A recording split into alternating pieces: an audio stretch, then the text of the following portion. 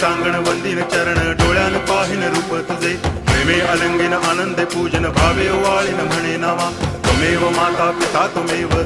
बंधुश्च सखा त्वमेव विद्या करुणं त्वमेव सर्वं मम देव कायेन वाचा मनसेन्द्रियैर्वा बुद्ध्यात्मना वा प्रकृति स्वभावात् करोमि यद्यत् सकलं परस्मै नारायणायति समर्पयामि अच्युतं केशवं रामनारायणं कृष्णदामोदरं वासुदेवं हरि गिरिधरं माधवं गोपिकावल्लभं जानकीनायकं रामचन्द्रं भजे हरे राम